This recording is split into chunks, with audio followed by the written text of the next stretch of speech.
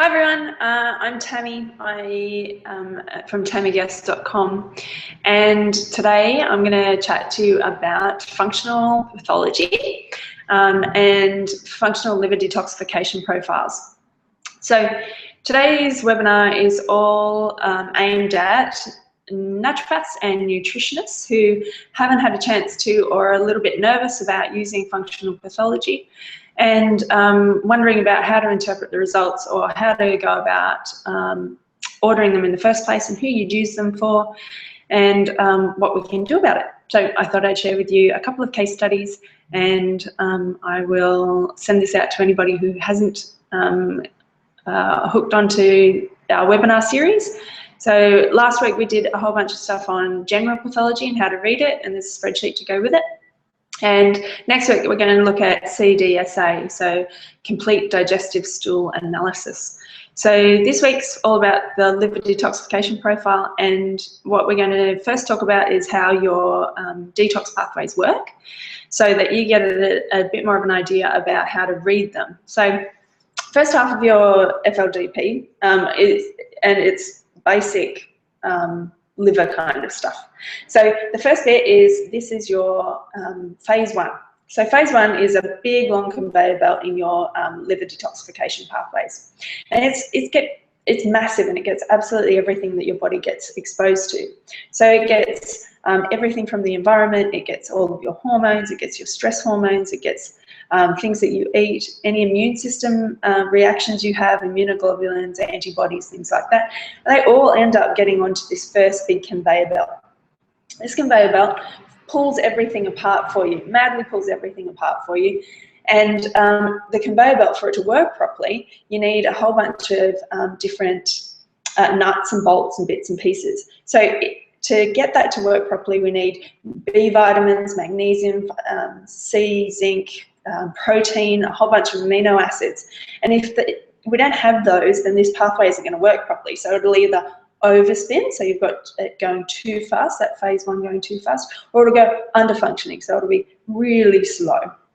Problem with that is, if you're getting all of these toxins from the outside world and your inside world, and all of your stress and your hormones and things, and they're either getting over it, getting hyper detoxified or under detoxified, then we're getting all of these, the little metabolites that are supposed to be being detoxified by phase one aren't being detoxified or are being way over detoxified. So after phase one, after this big one conveyor belt, what's happening is we end up having these smaller conveyor belts. Those smaller conveyor belts are your phase two detoxification pathways. And then we've got poo, wee, and sweat. So we need to get them out of our system after that. But these smaller conveyor belts, if this is the major conveyor belt, and then we've got these smaller conveyor belts, and this conveyor belt, it's its job to pull everything apart madly into these highly toxic metabolites. And so phase two is all about getting them repackaged up into these smaller, non-toxic metabolites. So the thing about that is, if we can get them into these reconjugated metabolites, so pulled them apart and made them nice and safe, we can then get them safely out of the system. So again, there's phase two pathways. If that phase one's going nice and fast, then we're going to have to metabolize quite quickly into these smaller conveyor belts. So they all need all those vitamins and minerals as well. So B vitamins, magnesium, protein, C, zinc, and some other cofactors. If they're not there, and one of them's broken, for instance, and we're hypermetabolizing here, and we've got all these highly toxic metabolites, way worse than what we first started with. Take alcohol, for instance. Alcohol over here, when we first drink, we think that and consider that toxic, but when it's gone through phase one and it's alcohol dehydrogenase, and it's got all these little excitatory bits waiting to cause toxic and oxidative stress, then we need to conjugate it and make it nice and safe to get it out of our system. And if you've been exposed to drinking before, you might notice when you get up too early after you've had some drinks that you might not have the capacity or the health that you would like, because you've got these highly toxic metabolites that haven't gone through phase two yet to enable you to be a lot better and get them out in the mornings. So it's a fairly easy explanation for people to be able to understand, and that's the one I use to be able to talk to my clients about their results when they come back in. So just like I said last week, I really, really love empowering people with the knowledge of their results, and functional pathology isn't any different. The gift of functional pathology reports is that they tend to have some really nice diagrams, Nutripath and HealthScope in particular. I'll be showing you the HealthScope ones today. I'm not associated with them at all, it's just I happen to use them fairly frequently because they have a good turnaround time and stuff. So they have some really good graphs, and once you've explained this part of it to your clients, then you're able to explain what the results mean for them. So if you've got any questions, pop them into the chat box, wherever it happens to be on the screen, and I'll endeavour to answer them by the end of today. And if you'd like to hear more about some other pathology, or you'd like to hear more about what I do, other things that I mentor with the naturopaths and nutritionists I have in our clinic, we've got 8 practitioners here, so we talk a lot about functional pathology, we talk about business, we talk about how to get more clients in, we talk about making sure that protocols are right, how to optimize different bits and pieces when it comes to herbs or vitamins or nutrients. So please feel free to pop in any questions and I'll endeavour to answer them. All right, I'm just going to flick onto the screen and share with you today's little cases. Screen share, let's go. And want that one. Okay. Hoping you can all hear me. There's quite a few of you on today, which is very exciting. Okay, so like I said, this is aimed at naturopaths and nutritionists who would like to know a little bit more about functional pathology, and today's case studies are going to be about FLDP, functional liver detoxification profiles, and how I personally use them in clinic. They can be used in all sorts of different ways. It's just how I've been using them over the past 8 years in my clinic. Case 1. All right, so this is the report that you get from HealthScope, and this one was for a 20-year-old female who came in with rashes, recurrent rashes, histamine-style responses to all sorts of things, and she wasn't able to handle lots and lots of drugs. She was having lots and lots of reactions to different drugs and different foods, and she was really, really sensitive. The thing that happened, that's a big red light for liver. Whenever there's sensitivities or any random, when they're signing on their initial consultation form that they might have had a reaction to a drug in the past, or a vitamin or mineral, or they've got hypersensitivity to a certain beauty product, that kind of thing, then you should definitely think liver. So I go through a process to eliminate or to look at which of the different pathways is going to be affected.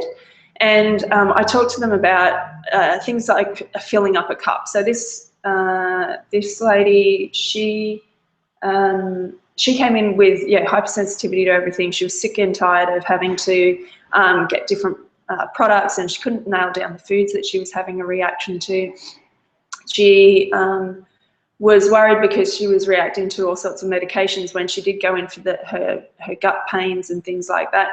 And like I talked about last time, I get a lot of people who are sent to me from GPs for IBS, and she was one of them, but she also had all these other sensitivities. So pretty much straight away I thought about liver, and I went through a process of discussing what it's like to fill up your cup. And so I've got a whole bunch of different pictures that I speak to when I'm talking to clients. And when you're filling up your cup, when it comes to sensitivities and skin conditions, psoriasis, asthma, hay fever, eczema, sinusitis, things like that, as well as migraines, there's a whole bunch of different things that are filling up that cup. One of them is definitely liver. Others are things like stress and gastrointestinal system or mucous membrane permeability, your internal environment and how many vitamins and minerals and building blocks you have, your external environment and how many factors are affecting you there, And so through the process of talking to her about that, we also found out her house is a uni student house and full of dust. It's also full of mold, and although she hadn't been tested for an antigen response to those things, we could pretty much tell that she was having a response to her environment as well. So all of those put a toxic load on your liver. They basically have phase 1 slow down.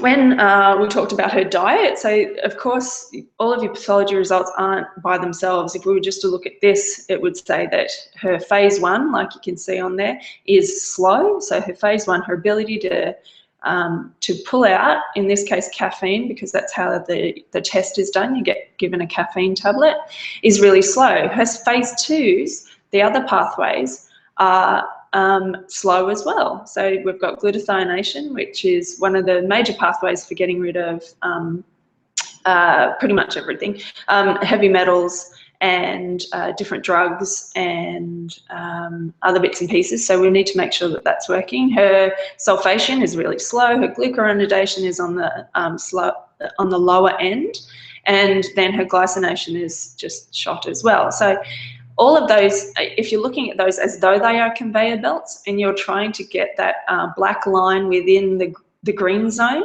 then that conveyor belt is obviously going very, very slow.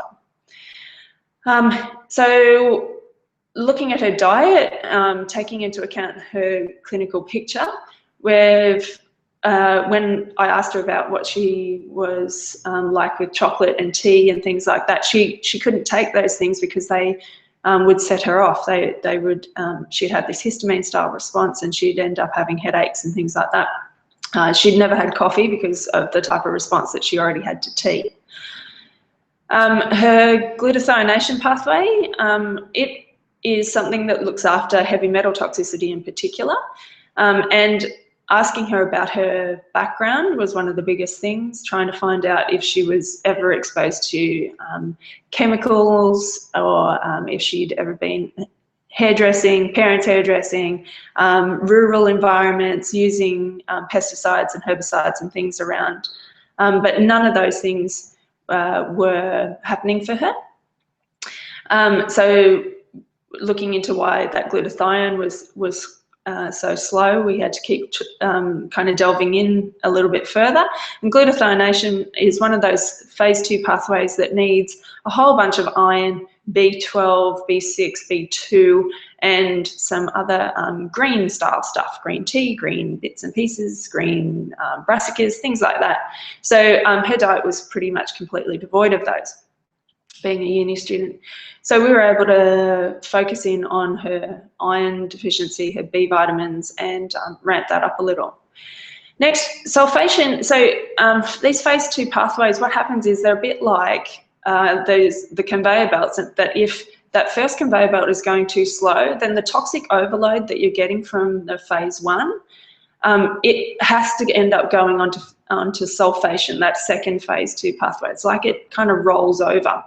So if the first one's not quite coping, then the second one cops the load of it. And if it's not quite coping, then the third one cops the load of it. It kind of works like that. So when we're talking about B group vitamins, they're utilised in hepatocytes for all sorts of things. So phase 1 and phase 2, if you're low on B vitamins or you're chowing through them because of high stress, then it's pretty much, it's insanely difficult to get them to work properly without the correct B vitamin kind of ratios for these types of clients. So her sulfation pathway was slow. So when she was eating, when we did ramp up her cruciferous vegetables and broccoli, she started to get the farts. And her tummy didn't quite work as well as it could because she couldn't pull apart the sulfur compounds that were in cabbages and that were in the eggs that I was telling you to have and things like that. So the second time she came to visit, we had to modify it a little bit because she was getting quite annoyed about that kind of side effect. Her glucuronidation pathway worked perfectly. Now, this isn't something that I generally see. Glucuronidation looks after your hormones and how you metabolize estrogen and progesterone and things like that.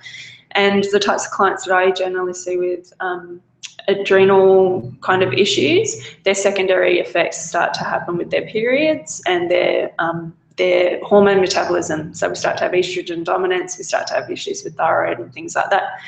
And glucuronidation is usually affected. So it was really great and odd for me to see something like that. The last one's glycination. Now, glycination is an interesting one, and because I get, like I was saying before, some of those IBS types of clients, what we generally see is that when people have IBS, I instantly first thought, okay, food intolerance or a parasite or an imbalance of good and bad bacteria. But it isn't just about that. It isn't just about what happens on that mucous membrane surface, although it's very, very, very, very, very important, and you can't get the whole picture without it. It's just some sensitivities actually happen because we can't detoxify portions of those foods. So 30% of your detoxification actually happens in your gastrointestinal membrane lining. So it happens in your enterocytes rather than your hepatocytes. So they have a capacity to detoxify as well, which means they use these pathways too. And if you're eating things that you can't detoxify, it's that part of it, that type of intolerance reaction is about detoxification. It's not actually about your immune system reacting to the food, and it's not about your mucous membrane lining not having enough good and bad bacteria to protect it. So the glycination actually looks after salicylates. And so her big response that she was having, because she couldn't, her capacity to pull apart the salicylate she was eating just wasn't working at all, because she didn't have that conveyor belt up and running. So every time she ate things like that, she would have a histamine-like response. She would have a reaction where her skin would go and she wouldn't be able to detoxify those foods. So the great thing about getting this information was I could have quite easily got her on a food intolerance or an elimination diet. I could have quite easily got her, on a histamine diet and all that kind of stuff. But with this, quite obviously point out the salicylates. And she went salicylate free for 6 weeks. We looked after her gut, we looked after her liver, we ramped up her B vitamins, and we looked after her glutathione pathway quite specifically with N-acetylcysteine, which is a precursor to glutathione, and glutathione as well. And she came back up quite quickly, especially with the B vitamins as well. So having these for her benefit was an incredible opportunity to have a conversation around food in a very different way to what we could have had before, and it enabled her to open up her foods that she could eat later on, because we were able to basically get these pathways back into alignment, utilizing all the cofactors so that those pathways can work properly. As you can see if you haven't been exposed to functional liver detoxification profile before, or liver detox profile, this is the comment section. Can you see this? So as you can see down the bottom, it says to you exactly what's going on, although I like to understand the why of everything, and that's why I'm doing these for you guys. I want you to understand the why as well. The phase 1, as it says, phase 1 is low. Cytochrome P450 enzymes, which is the pathway that we're talking about, is used in the phase 1 kind of section. We've tested it by giving this person a caffeine tablet, and their clearance of that has been basically rubbish. And some of the reasons why this could be happening is drugs. So is this person taking benzodiazepines? Do they have a long history of antihistamines? Are they taking SSRIs? So you've got to double check all of those things as well. Are they taking, do they have a sluggish thyroid? Do they have iron deficiency or heavy metal toxicity? And so that's the general kind of questioning that I was asking her originally. And given her diet, then she was obviously iron deficient. We bumped that up too. Treatment considerations. This is what I also like for people who are only just starting out using functional pathology, because HealthScope gives you these ideas. So does nutrition. Green tea, meaning green tea that pumps up phase 1. Turmeric, but although you've got to be a bit careful with turmeric for some things, because it actually speeds up phase 2 pathways as well. And B group vitamins, bioflavonoids and glutathione and its precursors like cysteine from the N-acetylcysteine I was telling you about before. It also tells us that her glutathionation is low and the reasons why. For instance, if she had long-term exposure to paracetamol, toxic metals, penicillin, tetracycline, petroleum distillates, alcohol. So alcoholics will generally have a low glutathione because it slows that metabolism down.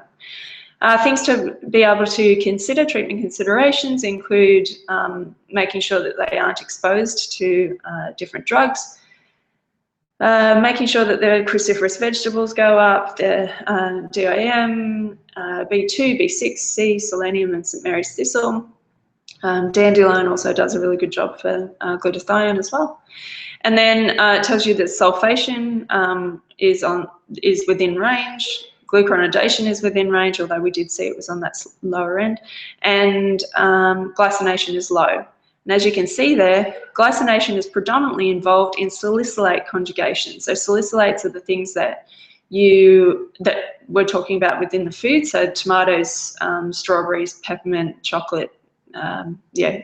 So those types of things are going to be the things that she can't conjugate. She can't make them safe to get them out of her system. So she was having adverse reactions to aspirin. She'd had adverse reactions to other bits and pieces. And the main treatment consideration there is to reduce salicylates. Okay, let's just check out. Sorry, I don't have you guys. I can't see everything that you guys can see. So, okay, what have we got? Questions, Caroline and Christina, great questions. Okay, do you have the links for both NutriPath and HealthScope? Okay, I'll pop them up in the box at the end. Yes, I do. Will a GP order an FLDP? No, Caroline, they won't. Their go-to when it comes to liver is an LFT, liver function test, which is a misnomer. It's not telling you about the function of the liver, whereas this one is actually telling you about the function, the optimization, how it is functioning. What they're testing is the enzymes that are floating around in your serum that come out of, that are excess after your liver's finished its job. So basically, if we're talking about these conveyor belts being within a factory, what they're testing is the end product out the end of the factory. They're not testing what's actually happening inside the factory. So whereas we are testing what's actually happening within the factory. So no, they won't order an FLDP. None that I have seen. Your integrative medicine GPs, very likely that they know about it and probably will. But here in Newcastle, we've only got one integrative medicine GP. So yeah, no. GPs won't, they'll do LFTs, and we talked about LFTs last time. Do you have good quality B vitamin that you like to recommend? Yes, depending on, so B vitamins and the MTHFR is an interesting thing. You've undoubtedly seen Ben Lynch's name and some others bandied around with MTHFR, and depending on the way that your your client's ability to methylate and look after their B vitamins, then it depends on which B vitamin you're going to go for. The brands that I go for, because I am a naturopath, then I use practitioner-only brands. So we use Health World or Metagenics here. We also use Bioceuticals, which I love. They've got a great range of methylated and non-methylated or activated or activated Bs.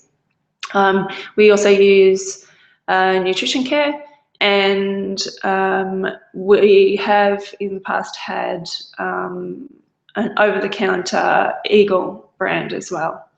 So it really depends on where you go for it. Oh, and I use Biomedica too, but they're all practitioner only. How high did you dose her B vitamins? Okay. Let's see. Her B vitamins were, yeah, so I depends on what they can afford, depends on what they can use. It depends on if we can do it through food. And her food wasn't the best, but she could take a B vitamin. So the main considerations that I had for her were her B12, B6 and B2. And I'm pretty sure I had her on activated because she had some family history of methylation pathway issues. I had her on an activated B from Metagenics, I would say, Metagen B12 folate. Next one, if the patient has palpitations on caffeine, would they use, what would they use? Yes, great question. So I've had a lot of clients that have had that type of reaction. So if you can take that into consideration when you're reading their results, then everything will be fine. Because of my background, I expect a certain reaction. I expect that certain pathways will be working and certain pathways won't, depending on what they're telling me. And for her, I was expecting hers not to be working at all. And she was quite happy to take a half a tablet and it still wasn't working. So even ramping that up, it absolutely wasn't working. So the other half of this is an aspirin tablet. And so if, again, you have certain clients that aren't going to be able to take the aspirin based on either their salicylate or their other backgrounds, then you just have to take that into account. You note it when they have done the test, and it just has to be taken into account. So if she hasn't taken the any caffeine tablet at all, then she's going to be having a different reaction. If she hasn't, it's going to be a much lower reaction. If she hasn't taken any of the aspirin, then her glycination would be negligible, be less than 0.03.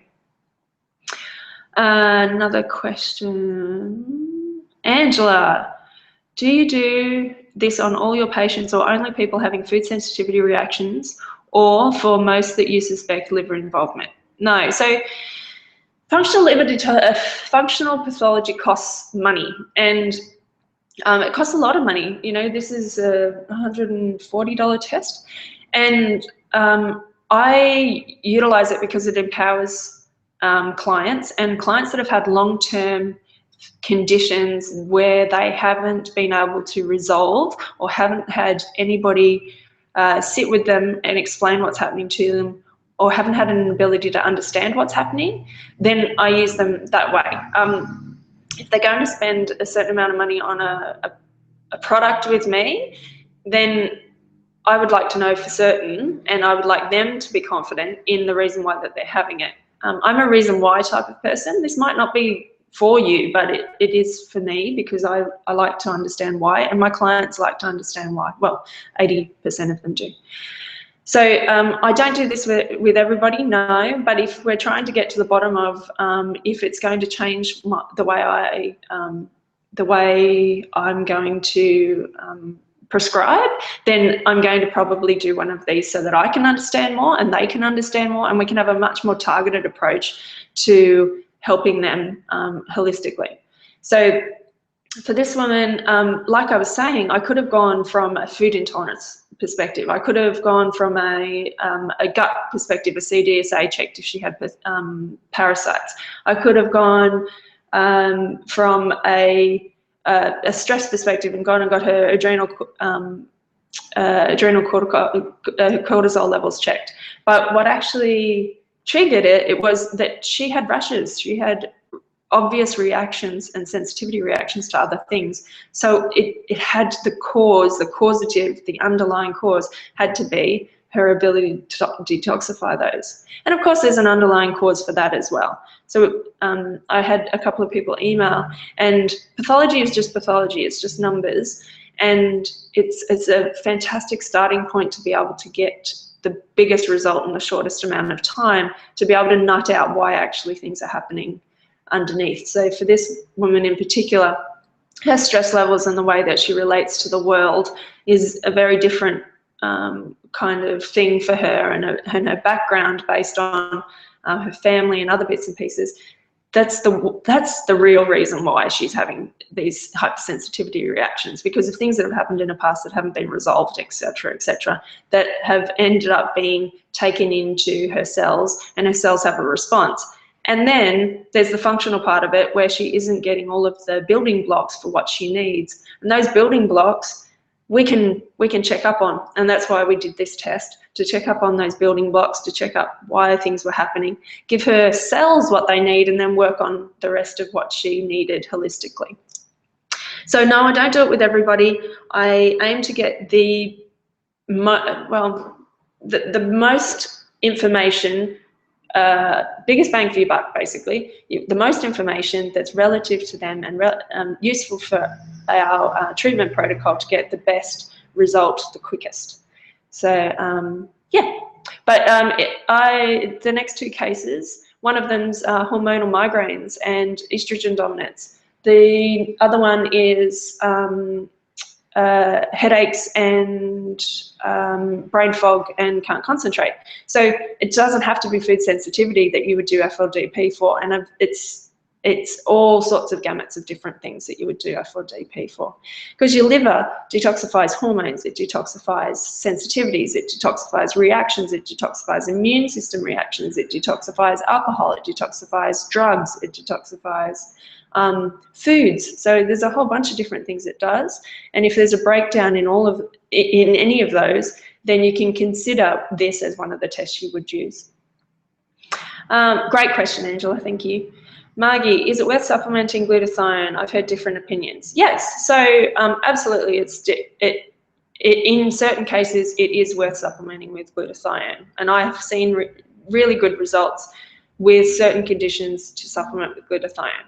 And on the flip side, I've seen really good results using the precursors for glutathione, like the NAC and N-acetylcysteine, but it really depends on the particular person, because we're talking about particular people with particular genetics, and those particular genetics are expressing particular proteins, and those particular proteins are creating different systems, including mucous membrane linings that have been hammered by certain environmental factors, and those environmental factors are going to be not only hampering those pathways, but they're also going to be hampering other pathways like the detoxification pathways, and they're going to require different things. So if you have a person who has a fully functioning gastrointestinal system, and their ability to bring in glutathione and then utilize it in the way it needs to be utilized, then then that could be really useful. If you don't have a good gut, or if you're missing some B vitamins, then NAC might be a bit more useful. But NAC turns into 300 different things. One of those happens to be glutathione, and just in the hope that it will turn into glutathione sometimes isn't enough. So I've seen two people around about the same age, both female, come to me with hormonal migraines, and both of them we did the FLDP with, and both of them had glutathionation and glucuronidation slipping out. We tried both of them on glutathione. One absolutely swears by it, has never ever had a migraine since, only takes glutathione once a day, and whenever she misses it has migraine, but that's it, that's her thing. So genetically there's something going on there with her enzymes, her ability to create other bits and pieces. So those for her, glutathione worked perfectly. NAC, on the other hand, the other woman, it didn't make any difference whatsoever. So like you were saying, it might not make any difference. So then I went in with NAC and some B vitamins, so she had all the precursors. And her migraines come once a year in the most stressful times. So it really depends on so many different factors as to whether or not something's going to work for one and not work for another. And I wish I knew the exact kind of equation there as to who it would work for and who it wouldn't, but understanding the mechanisms are a little bit easier. So hopefully that's helpful, Margie. Ruth, can you tell me the difference between active and inactive forms of B vitamins? So the new ideas about active and inactive forms of B vitamins, basically one's methylated and one's not. methyl is a tail. It's a tail of molecules that attaches to the end of B vitamins and folate and makes it easier for your body to work. That's in a really, really easy kind of way to understand it.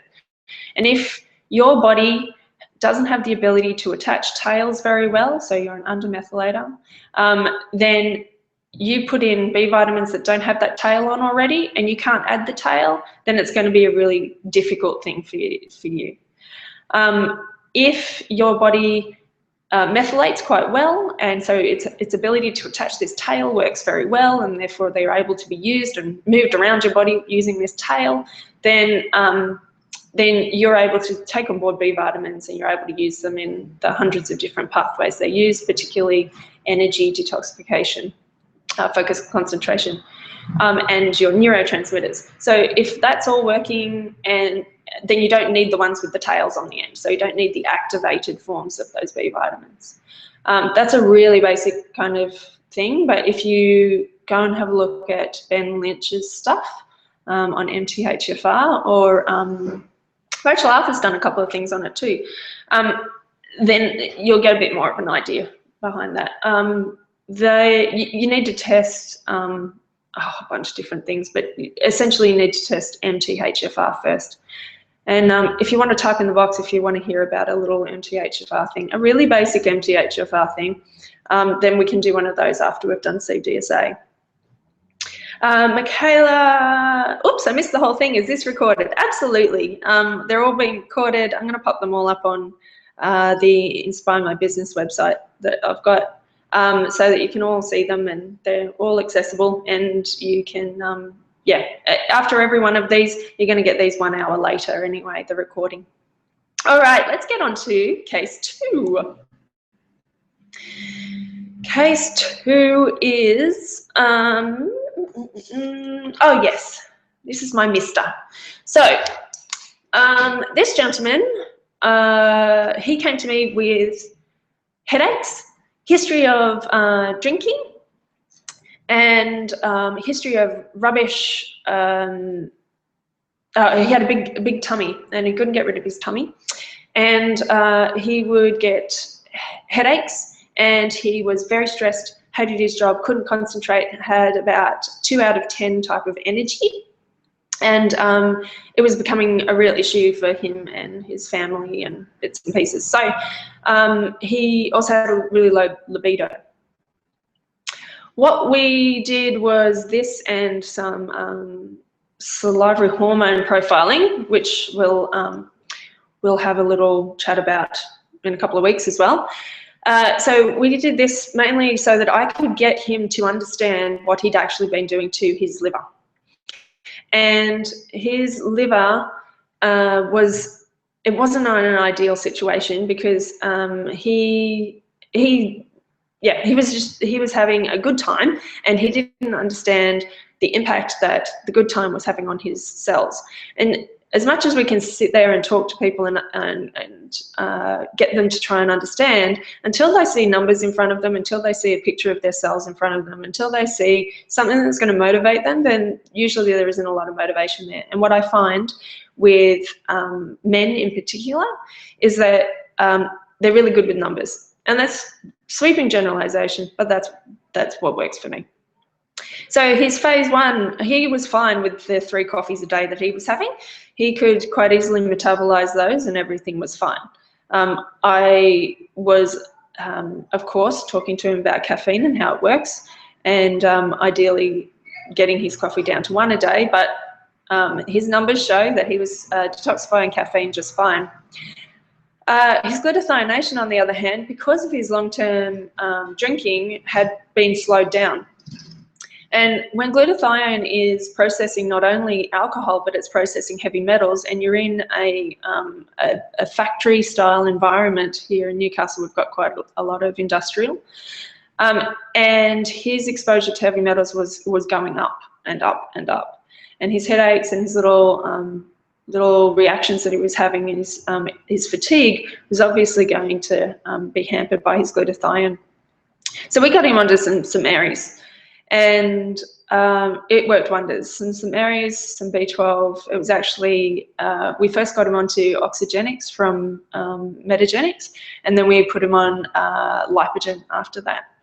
He wasn't keen on doing a full detox, although I really wanted him to, but he was happy to take tablets.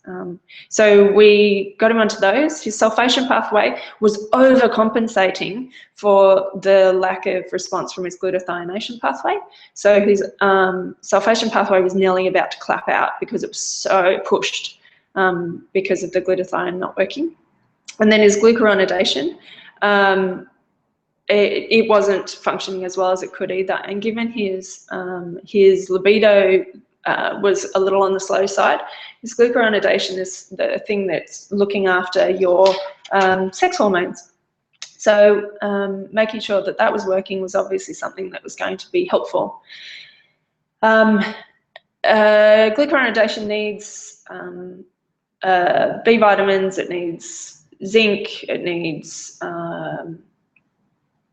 a few other bits and pieces to get it going, and there's a couple of things that we can do now, particularly calcium D-glucarate, which works wonders for glucuronidation and hormone pathway issues, as well as zinc. So he was missing out on a massive amount of zinc. His nails had flecks in them. He had lowered immune system, a whole bunch of different stuff. So we supplemented with zinc as well. And glycination, so his sensitivity to salicylates was high as well, although it wasn't coming out in skin conditions for him. He had this tummy that just was bloated all the time, and he didn't register that his food had any reaction to what he was actually eating. So when we had a discussion about it, after we had a discussion about these results and he started to halve the amount of high salicylate foods he was having, he created an awareness within himself about how those foods were actually having a reaction in his system, not only for his tummy, but his energy. So it was a really great opportunity to see somebody reconnect with their body. If you haven't seen the back end of these again, so glucuronidation is low. This is one different to what we saw last time, but glucuronidation is low.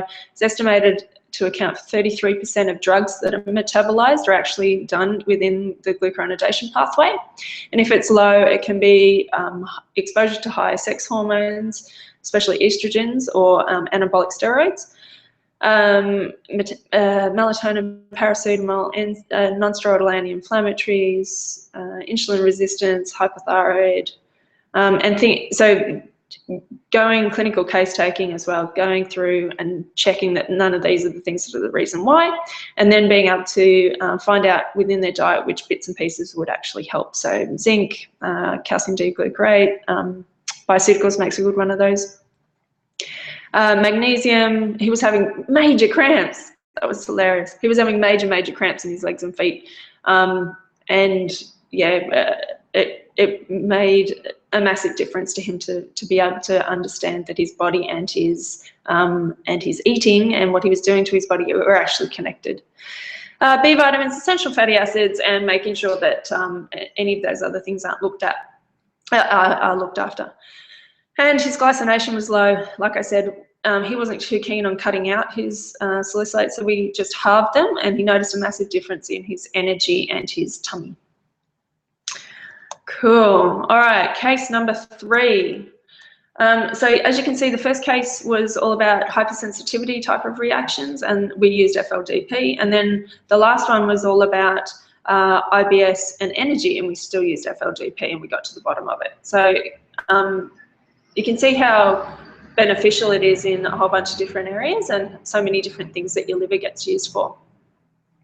So this is the classic one that I see. These are my women that come in with adrenal fatigue and estrogen style dominance types of responses, where they are tired, they've got some type of period kind of condition. Either they have crazy PMS just before their period, or they get hormonal migraines. They don't remember it necessarily, or they've been on the pill for so long that that was why they got on the pill in the first place. They might be having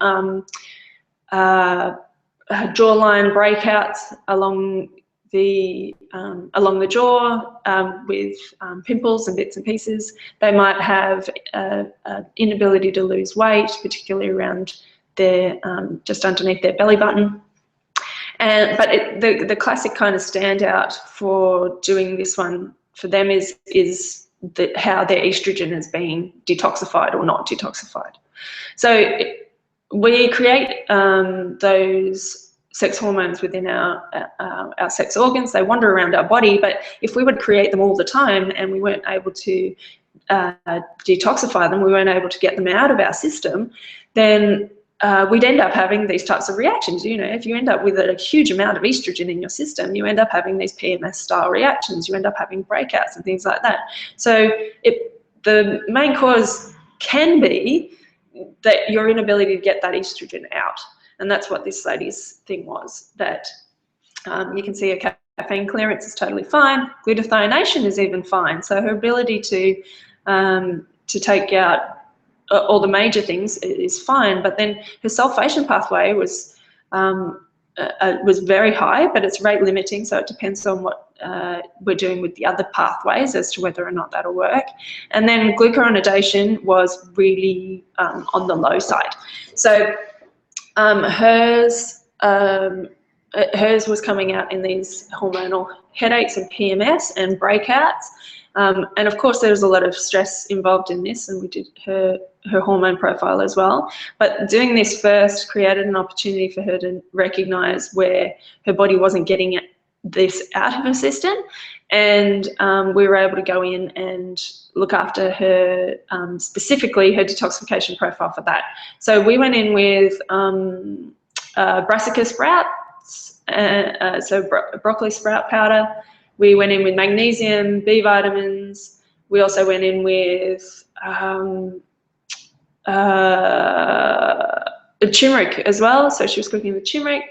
And we also went in with, what's the other thing? Oh, and indole-3-carbinol. So indole-3-carbinol is absolutely incredible, but again, it's very similar to the glutathione and NAC thing I was telling you about before. Some people, in my experience, is purely everything I'm talking about is purely my experience. Some people react really, really well to the indole-3-carbinol, and that's all they need to speed up that hormone detoxification mechanism.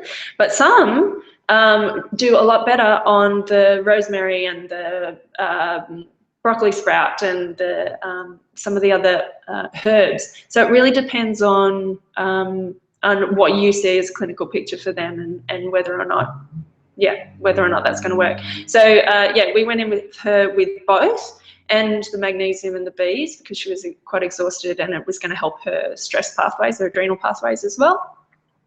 And yeah, we started to clear up her system. Her periods, she's got a normal 28-day cycle now with nothing to worry about.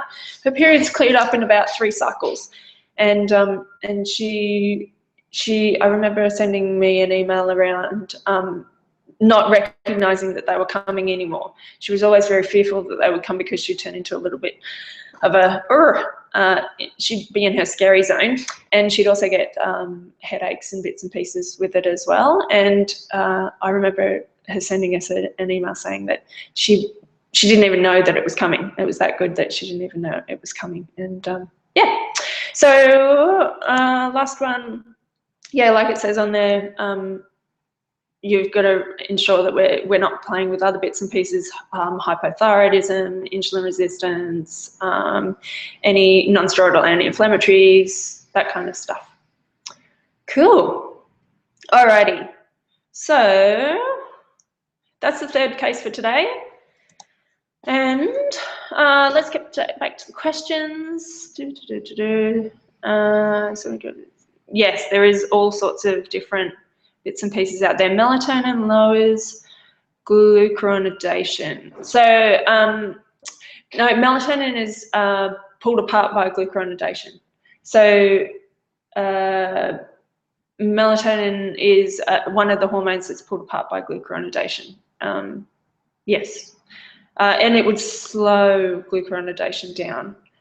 So if you've got too much of it, then you're going to have issues. If you've got somebody who's taking melatonin for some other reason, for sleep, for seizures, things like that, then you'd want to be making sure that you take that into account if you're reading a different glucuronidation level. Do you find when you sort out all the other areas that their glycination pathway is more tolerant? Yes, Christina. Whenever anybody has all of the, I don't know, it's for me, it's logic, given my background in biochemistry and science and stuff. If you've got all of the building blocks and all of those building blocks are increasing the function, and therefore the whole function of the cell or all the pathways in it work better, then yes, a flow-on effect is the glycination pathway is more tolerant, and you can get away with more salicylates because that pathway is working better. You're detoxifying better in that mechanism. Tony, I know I don't use Enduracell Bioactive. I'll check it out though. No, I haven't seen it, but I will check it out. Linda, what supplement do you recommend for indole 3-carbinol? There's lots of, like I said before, there's lots and lots of supplements, and this is all just my opinion and what I've been using in my practice. But I use practitioner-only brands like Metagenics and Bioceuticals and Biomedica. So at the moment we use Metagenics for the indole 3-carbinol. So Meta I3C. Cool, great questions. All right, so next week I'm going to talk about CDSA and my use of it in our clinic. We get referrals from a gastroenterologist here as well as a couple of GPs specifically for IBS. So yeah, so we're going to do CDSA. We're going to do CDSA level 2, so it's the one that's easier.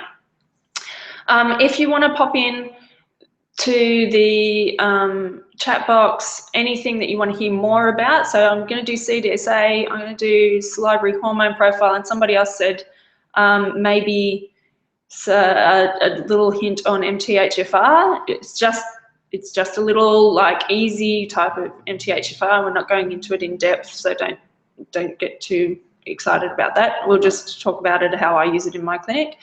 And if you want to find me, up on the screen there, it's tammyguest.com, and I help entrepreneurs and business people there with their health, inspirational health, that's our clinic.